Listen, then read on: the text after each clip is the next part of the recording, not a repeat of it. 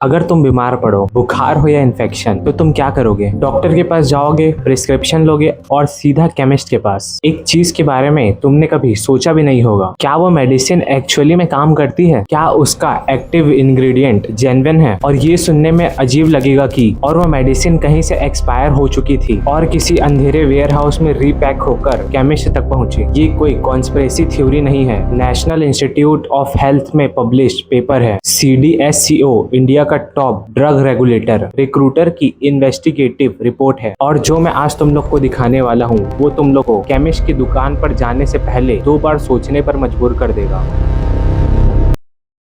Journal of social science की पीर reviewed study, India में बेचे जाने वाली 12 से 25% मेडिसिन फेक है। मतलब हर 10 में से 1 या 2 मेडिसिन जो तुम ले रहे हो वो जेन्युइन नहीं है। 2023 में CDSCO ने रिस्क बेस्ड इंस्पेक्शन किए MSME फार्मा कंपनी के, यानी कि वो इंडिया की छोटी या बड़ी मेडिकल फार्मा कंपनी जो ज्यादातर इंडिया की मेडिसिन बनाती है। रिजल्ट 65% MSME कंपनी फेल, 30% को स्टॉप प्रोडक्शन ऑर्डर मिले। और जून 2024 में रिक्रूटर की रिपोर्ट के हिसाब से 400 ड्रग मैन्युफैक्चरिंग कंपनीज को इंस्पेक्ट किए गए। 36% यानी 144 यूनिट को शट करने का ऑर्डर दिया गया। लेकिन जब ये फैक्ट्री बंद हो गई तो मेडिसिन कहाँ से आ रही है? एक्चुअली में वो कंपनी बंद नहीं होती, नाम change, address change, location change. क्योंकि इंडिया में 10,500 मैन्युफैक्चरिंग प्लांट्स है और इंस्पेक्टर कितने हैं? 1,400। इंडिया टुडे की 2025 अक्टूबर की रिपोर्ट के हिसाब से 10,500 प्लांट्स,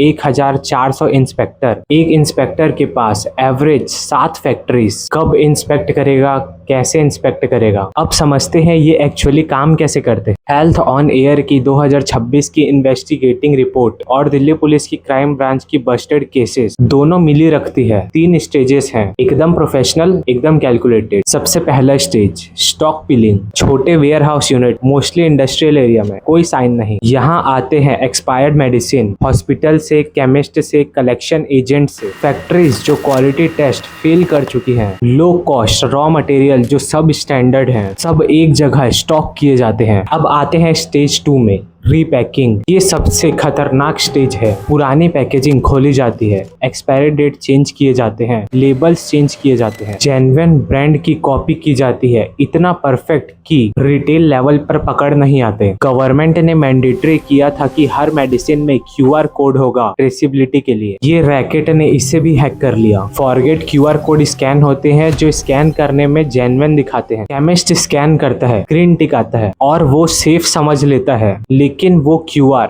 क्लोन डेटा से लिंक है। अब आता है स्टेज 3 डिस्ट्रीब्यूशन, और ये मेडिसिन अब जाते हैं wholesale market, Bhagirath palace and Delhi जैसे हब, छोटी फार्मेसीज, मोस्टली रूरल एरियाज, कुछ केसेस में डायरेक्टली हॉस्पिटल्स। और यहाँ है एक डार्क सीक्रेट, और यहाँ एक और डार्क सीक्रेट, कुछ लाइसेंस्ड ट्रेडर भी कॉम्प्लिक्ट हैं। हाई प्रॉफिट मार्जिन, रिस्क कम लगता है और पकड़े जाने की प्रोबेबिलिटी आप खुद कैलकुलेट कर लो। 1400 पुलिस, 1,400 इंस्पेक्टर और 10,500 प्लांट्स। दिसंबर 2024, भागीरथ पैलेस, दिल्ली, इंडिया का सबसे बड़ा होलसेल मार्केट में से एक। रेड हुई, 5 लाख से ज्यादा के फेक कैंसर, किडनी और लीवर ड्रग सीज्ड किए गए। अब एक स्टोरी जो NIH के पब्लिश्ड जर्नल में डॉक्यूमेंटेड है। चेन्नई, साउथ इंडिया, एक आदमी था, उसका काम लीजेंडरी और डेडली था। उसने एक पूरा एम्पायर खड़ा किया सिर्फ एक्सपायर्ड मेडिसिन रीपैकिंग करके। कैसे? हॉस्पिटल, नर्सेस और